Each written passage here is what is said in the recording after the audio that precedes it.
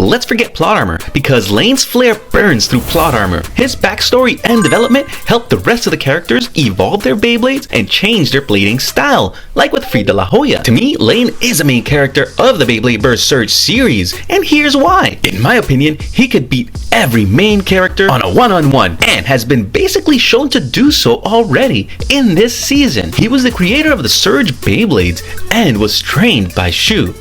I even think that Lane's anger can be explained by a condition called intermittent explosive disorder, which pretty much sounds like he's gonna explode every now and then, but it has to do with his degree of aggression displayed during the outbursts throughout the series. They're greatly out of proportion for the situation. In addition, his outbursts are not pre-planned. They're impulse and anger-based. This doesn't make him evil. This makes him just a little complex, and I'll explain why in a moment. Because not everybody shares my ideas, especially one blader. He's a joke. Always has been, always will be, forever a joke. I know we may be used to seeing a one-dimensional bad guy in this TV series, but sometimes a villain can be a protagonist, someone who starts evil and becomes good by the end. Now, despite being portrayed as an antagonist of the Beyblade Burst Surge series, Lane wasn't one-dimensional. He shares a passion for Beyblade. He has a complicated relationship with his mentor, and he's got a cute little mascot.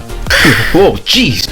And did I mention he's already defeated stronger bladers like Ren Wu, Free, and Joshua Burns, all before the beginning of the season. Now I know what you're thinking. Baldezra, with his dangerous Belial, would destroy Lane with the quad drive system, not to mention the new antagonist of the Beyblade Burst Dynamite battle, Phenomenal Pain. And while you might be right, we're getting ahead of ourselves, because I empathize more with Lane and feel that his origin story is much sadder than the brothers. Lane suffers from abandonment issues. He's eager to please his mentor, but has a lot of trouble trusting him. He feels totally insecure about all the relationships he has around him, and he needs to be in control all the time. We never get to see his parents. That may mean that they never actually encouraged him to Beyblade. Lane went through an evolution of character himself.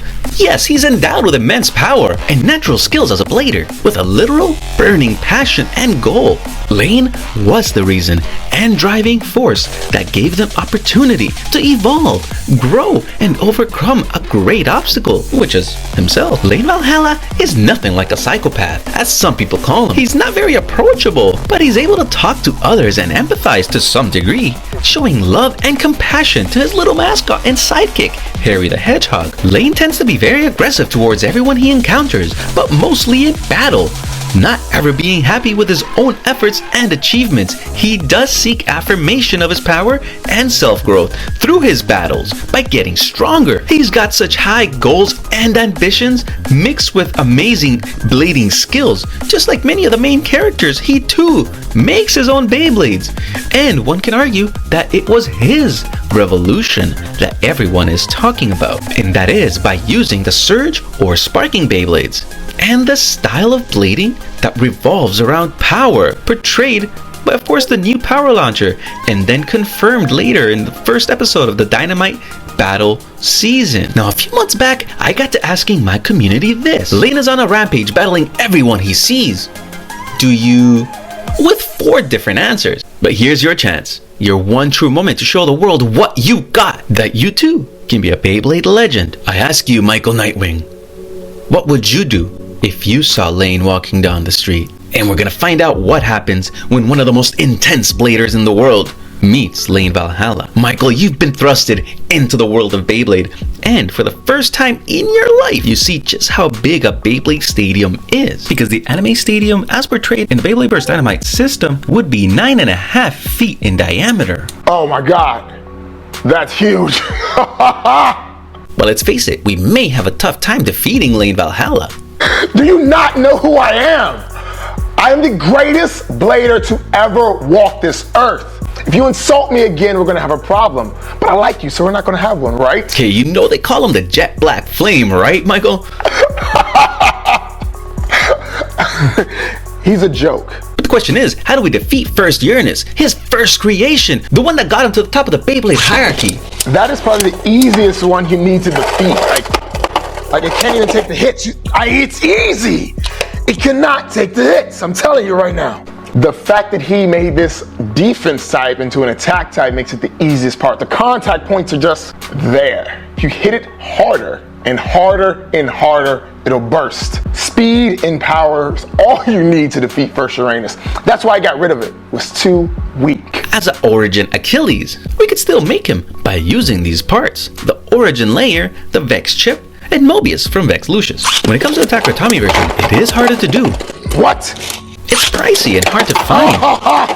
What? This was giving me a bit more trouble than I thought it would. What would we do versus Variant or Vex Lucius, as it is a powerful Beyblade that helped Lane defeat multiple legends? See, one thing he thought was such a great idea was like having this barrier, right? This little defensive barrier. All you do is outspin it. So you stay on the tornado ridge of the stadium on the outside, then guess what? He runs out of stamina, and you come off a hard crashing hit to finalize it. It's... Ooh, that one fought back pretty well. I guess his barriers actually worked. I highly doubt it could be that easy, but what about Lucius Endbringer? One of the most defensive Beyblades ever created. He's got so many free spin gimmicks on that Beyblade, it's insane. Look, I'm telling you right now, look, that one's easy as well. See, the thing is, it's good. I give it that. It's good. I give it that. But once it gets hit, it goes free spin, right? Free spinning is the biggest issue this blade has, because once it starts to free spin, the hits that you give it slow down its stamina even more. And then the top parts, the little protrusions, are more subjectable to just bursting. All you gotta do is hit one nice, look, here's the strategy, okay? Make it go free spin. It's perfect. Then you knock him off balance.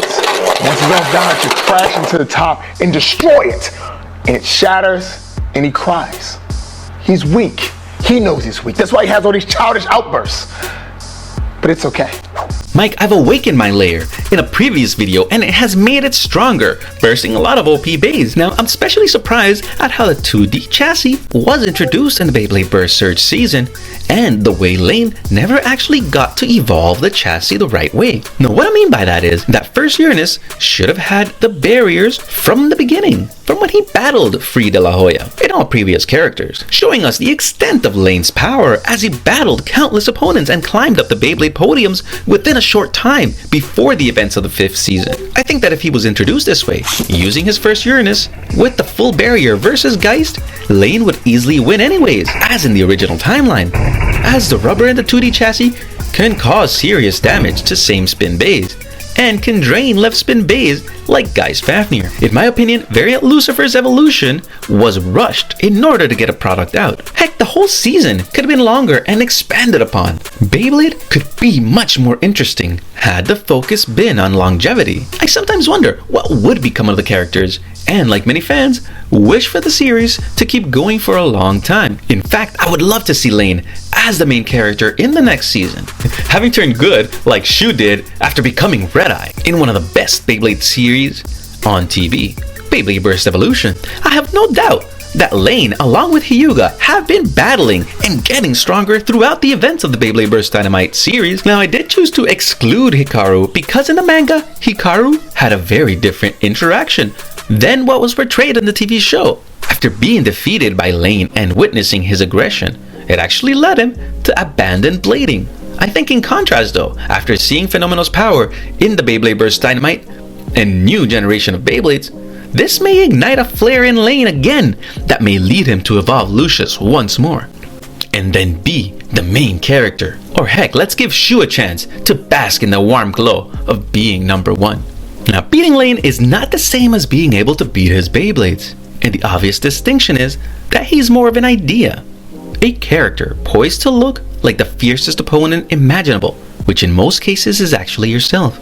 And I know Lane Valhalla and all the Bladers in my Can You Beat This Character playlist are fictional characters, but the point is to understand that practice, determination, and patience can be beneficial not only in Beyblade, but in all aspects of life. Just like the anime, our story will be told by the ones who witness it. Your growth and potential are not tied to your blading abilities, but by your determination to become a better person. I say watch season 5 again with these things in mind and see for yourself. But in the end, it's just a theory. A Bey theory. Dad's out.